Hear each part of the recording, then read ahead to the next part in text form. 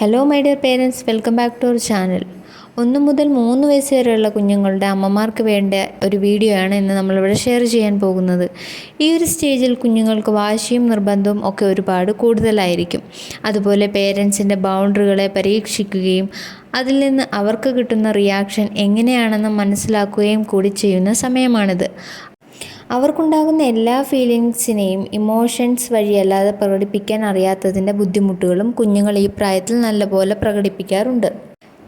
ഇത്തരം സിറ്റുവേഷനിൽ എത്ര ക്ഷമയുള്ള പേരൻസ് ആകാൻ ആഗ്രഹിക്കുന്നവർക്ക് പോലും പലപ്പോഴും അത് നടക്കാറില്ല എന്ന് തന്നെ വേണം പറയാൻ.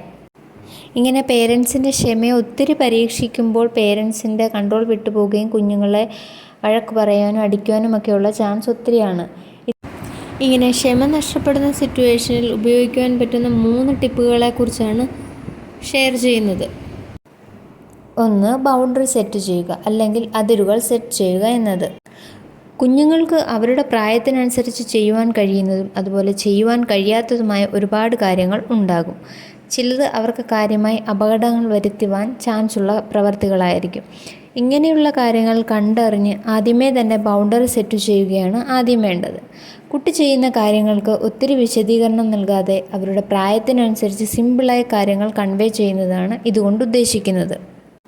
ഉദാഹരണത്തിന്, ചൂടുള്ള വസ്തുക്കളുടെ അടുത്തേക്കും ഗ്യാസിനടുത്തേക്കുമൊക്കെ പോകുമ്പോൾ നമുക്ക് ഇങ്ങനെ പറയുവാൻ ശ്രമിക്കാം: ചൂടാണ്, വേണ്ട, അത് പൊള്ളും. ഇങ്ങനെ പറയുന്ന കുഞ്ഞു വാക്കുകൾ സ്ട്രെയിൻ നൽകി പറയുന്നതായിരിക്കും ബെറ്റർ. 2-3 വാക്കിൽ കാര്യങ്ങൾ ഒതുക്കുവാൻ ശ്രമിക്കണം. മറ്റൊരു ഉദാഹരണം, മറ്റുള്ള കുട്ടികളെ അടിക്കുമ്പോഴും മറ്റും കുഞ്ഞുങ്ങൾക്കറിയില്ല അവരെങ്ങനെയാണ് മറ്റുള്ള കുട്ടികളുമായി ഇൻട്രാക്ട് ചെയ്യേണ്ടത് എന്ന്. ഇങ്ങനത്തെ സാഹചര്യങ്ങളിൽ മിക്ക കുട്ടികളും മറ്റു കുട്ടികളെ കാണുമ്പോൾ അടിക്കുകയാണ് ചെയ്യാറ്. ഇത്തരം സിറ്റുവേഷനിൽ നമുക്ക് ഇങ്ങനെ പറഞ്ഞു കൊടുക്കാവുന്നതാണ്: അങ്ങനെയല്ല, ദേ ഇങ്ങനെ പതിയെ തൊട്ടാൽ മതി. ഇങ്ങനെയൊക്കെ ബൗണ്ടറികൾ ആദ്യമേ സെറ്റ് ചെയ്ത് പഠിപ്പിക്കാവുന്നതാണ്. ഇത്തരം ബൗണ്ടറി സെറ്റിങ്ങിലൂടെ കുട്ടിക്ക് തന്നെ ഏതൊക്കെയാണ് മറ്റുള്ളവർക്ക് ഓക്കെ അല്ലാത്തവ എന്ന് മനസ്സിലാക്കുവാൻ സാധിക്കുന്നു. മുന്നോട്ടുള്ള കുട്ടിയുടെ ജീവിതത്തിൽ തന്നെ ഇത് വളരെ ഹെൽപ്ഫുൾ ആകാൻ സാധിക്കുന്നു. തൻ്റെ ജീവിതത്തിലും ബൗണ്ടറി സെറ്റ് ചെയ്യേണ്ടതിൻ്റെ ആവശ്യം മനസ്സിലാക്കുവാൻ കുഞ്ഞിന് കഴിയുകയും ചെയ്യുന്നു. 2. പോസിറ്റീവായ ലാംഗ്വേജ് അല്ലെങ്കിൽ പോസിറ്റീവായ അപ്രോച്ച് ഉപയോഗിക്കാൻ ശ്രമിക്കുക. ക്ഷമ എത്ര ഇല്ലാതായാലും ഓർക്കുക, കുട്ടിയെ വേദനിപ്പിച്ചു കഴിഞ്ഞുണ്ടാകുന്ന വിഷമം ഉണ്ടാകുന്നതിൻ്റെയും അത് മാറി വരാൻ എടുക്കുന്ന അത്രയും സമയം വേണ്ട നമുക്ക് ആ സിറ്റുവേഷനിൽ ചിലപ്പോഴെങ്കിലും നൽകാവുന്ന പോസിറ്റീവ് അപ്രോച്ചുകൾ. ഇത്തരം സിറ്റുവേഷനിൽ കുട്ടിക്ക് ചിലപ്പോൾ എന്ത് ചെയ്യാൻ കഴിയും എന്നതിനേക്കാൾ അവരുടെ ശ്രദ്ധ നിങ്ങൾക്ക് നേടിയെടുക്കാൻ കഴിയുന്നു എന്നതിലാണ് കാര്യം. ഉദാഹരണം, ഇങ്ങനെയൊക്കെ പറയാം: മോൻ എന്ത് സ്നേഹമാണ് ഇവരോടൊക്കെ, പിന്നെന്തിനാ മോൻ ഇപ്പോൾ വഴക്കിടുന്നത് എന്നൊക്കെ നമുക്ക് ചോദിക്കാം. അങ്ങനെ അവർ തെറ്റായ കാര്യങ്ങൾ ചെയ്യുമ്പോഴും അവർ ചെയ്ത പോസിറ്റീവ് കാര്യങ്ങൾ കണക്ട് ചെയ്ത് ആ സിറ്റുവേഷനിൽ അവരോട് സംസാരിക്കുവാൻ ശ്രമിക്കാം.